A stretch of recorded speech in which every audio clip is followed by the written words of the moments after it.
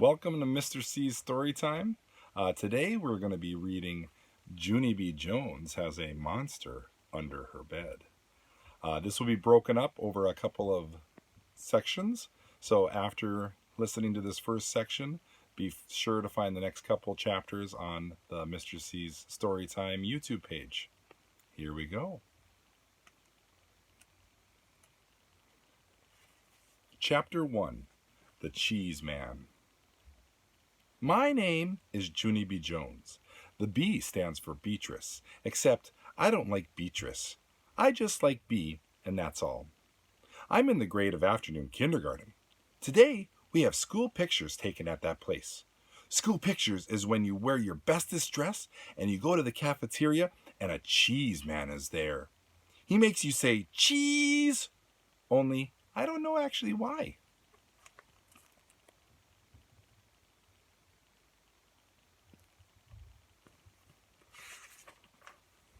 Then he takes pictures of you, and your mother has to buy them, or else you will get your feelings hurt.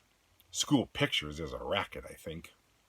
I wore my new dress with the dinosaur on the front. A dinosaur, huh? Said the cheese man. I smoothed my skirt very lovely. Yes, I said, it is a Tyrannosaurus Dottie. You mean a Tyrannosaurus Rex, he said. No, I mean a Tyrannosaurus Dottie, 'cause Rex is a boy and Dottie is the girl, I explained. The cheese man stood behind his camera. Say cheese, he told me. Yeah, only, guess what? I don't actually know why I have to say the word, 'cause what's cheese got to do with it? I asked. Cheese makes you smile, said the cheese man. I shook my head. Not me. Cheese doesn't make me smile, I said. 'Cause sometimes I eat a cheese sandwich for lunch, and I don't even giggle when I swallow that thing. The cheese man did a big breath. Could you please just say it? He asked. Yes, I said. I can please just say it.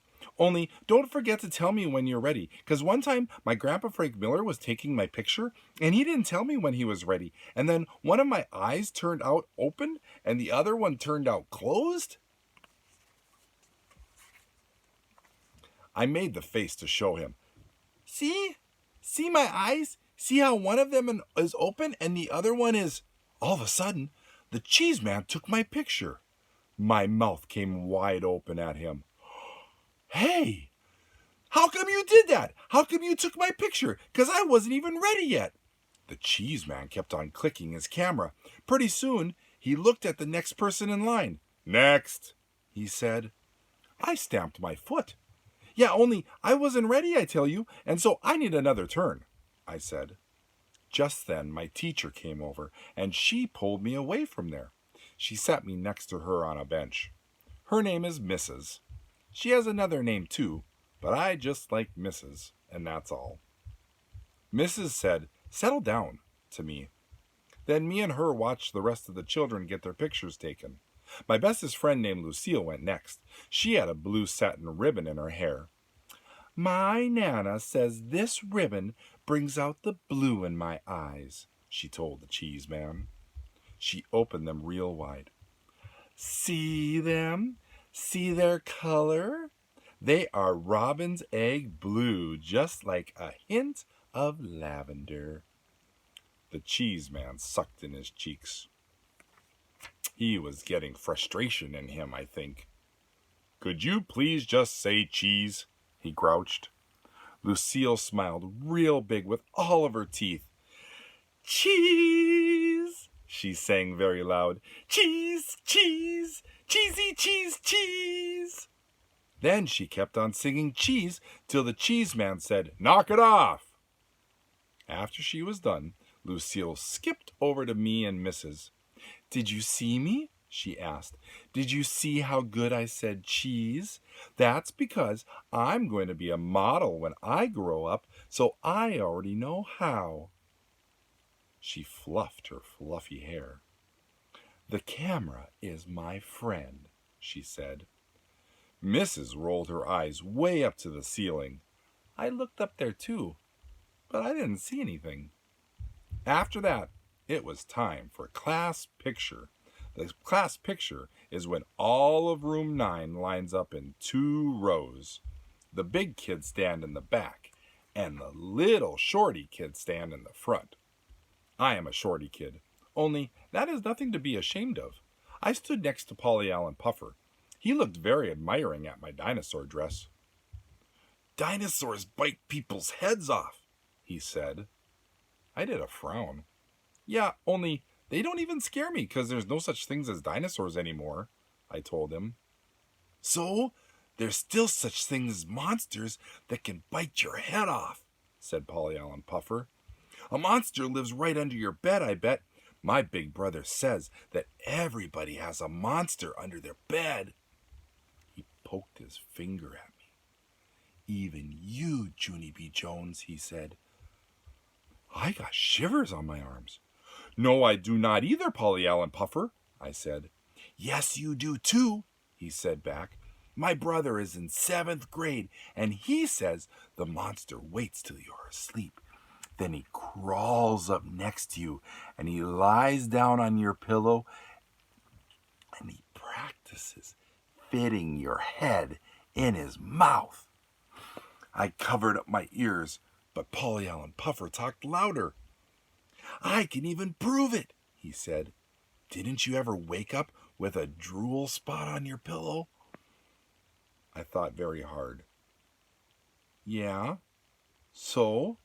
"So where do you think that came from?" he asked. "It came from the monster under your bed, that's where. It was monster drool, Junie B. Jones." I shook my head real fast. "No, it was not, Polly Allen Puffer. You stop saying that, and I mean it."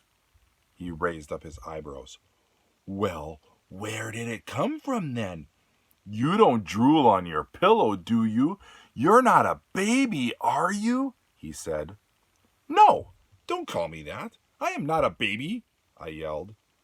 Polly Allen Puffer crossed his arms.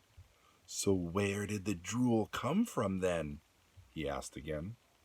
"I don't know," I said, "but my daddy told me there's no such thing as monsters." "So what? Daddies have to say that," said Polly Allen Puffer. "That's so you go to sleep at night and not bother them." He squinted his eyes at me. "What do you think daddies and mommies sleep together in the same room anyway? It's so they can protect each other from the monster, or else their heads might get chewed off." Just then, I wrinkled up my nose at that terrible thought. Then I hanged out my tongue, and I did a sick face. And guess what? The cheese man took the class picture. Chapter 2. Just Say Right. After school pictures, we went back to room 9. I put my head down on my table. "There's no such thing as monsters. There's no such thing as monsters," I whispered to just myself. "'Cause my very own daddy told me that, and he wouldn't even lie to me. Probably."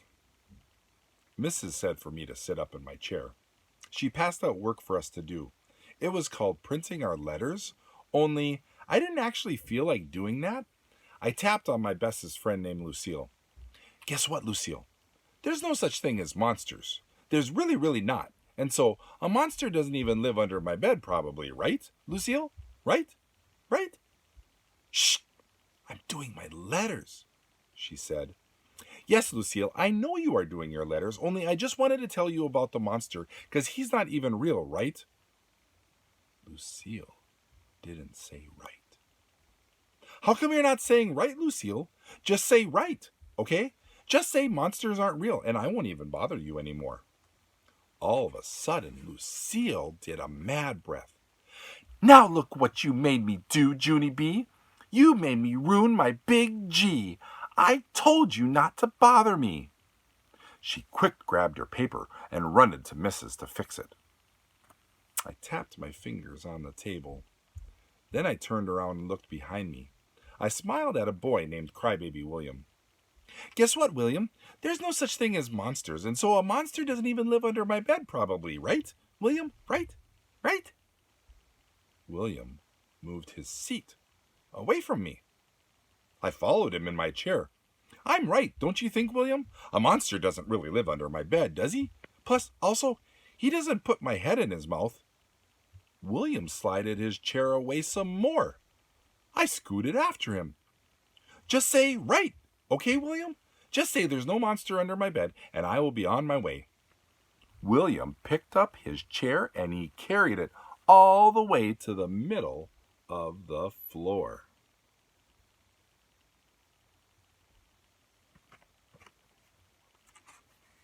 That's how come I had to carry my chair to the middle of the floor too. I sat down and smiled very sweet.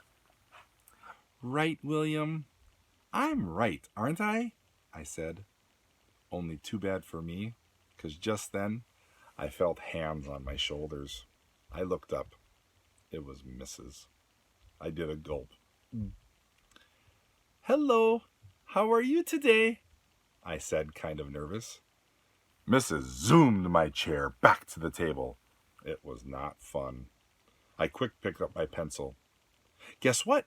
I'm going to do my work now, I said. Plus, also, I'm not even going to talk because I don't actually like anyone in this area. Mrs. tapped her foot at me. Love your shoes, I said real soft. Her foot kept tapping. Only just then, a very great thing happened, and it's called the bell rang for the end of the school. I hurried out the door. Then me and my other bestest friend named Grace run into the bus together. Grace, guess what? There's no such thing as monsters, and so I don't even have one under my bed, probably. Right, Grace? Right? That Grace didn't say right. That's how come I grabbed her by her shoulders, and I jiggled her, because I was fed up with these people, that's why. How come you won't say right, Grace? How come nobody will say right? Because I'm getting to the end of my rope with this thing. That Grace took her hands off my shoulder. I can't say right, because a monster might really live under your bed, Junie B, she said. My eyes got big and wide at her. No, Grace, no. Do not say that. Do not say a monster might live under my bed, because that cannot even be true, or else I would have spotted that guy by now. No, you wouldn't, she said. My big sister said that monsters can turn themselves invisible when you look at them, and so that's how come nobody ever sees them. That Grace looked serious at me. That makes sense, don't you think? Huh, Junie B? Right? Just then, my throat got dry, and my stomach got the shakies. I looked out the window very upset, and I didn't say right. Chapter 3. The Invisiblest Guy. I ran in my house and hollered for my Grandma Helen Miller. Grandma Miller, Grandma Helen Miller, I'm so glad to be home, 'cause today was not a very good day at my school. Grandma Miller was in the kitchen. She was holding my baby brother named Ollie. I jumped up and down in front of her. Pick me up, pick me up, pick me up. I can't right now, Toots, she said. I've got my hands full with Ollie. Yeah, only put him on the floor, I said, 'cause I need a hug down here, Helen. Grandma Miller leaned down and hugged me. Then she said, don't call her Helen. Why don't you go change your clothes, she said. Then you and I will make some popcorn, and you can tell me all about your day. How does that sound? Just then, my whole face got happy, 'cause popcorn is my most favorite thing in the whole wide world. Hurry, I shouted. Hooray for popcorn! I ran right to my room. Then I took off my shoes and my socks, and my feet did a happy dance on the floor. It was called the Happy Feet Popcorn Dance. They danced around and around. Also, they jumped on my bed, and they spring to the floor, and they did a giant twirly on my rug.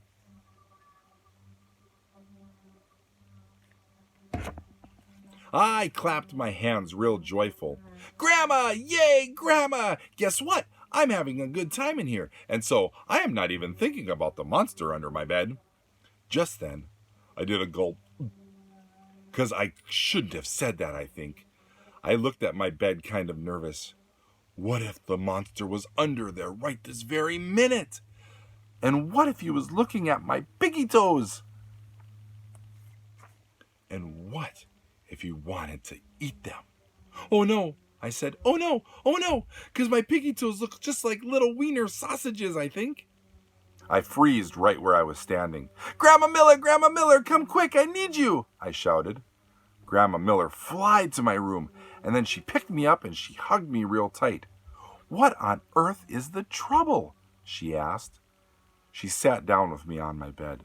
No, Grandma, no, we can't sit here. I squeezed out of her arms and I ran out my door. There's a monster under my bed, I yelled.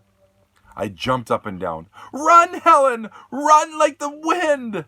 Only Grandma Helen Miller didn't run. She just flopped back on my covers, and she closed her eyes.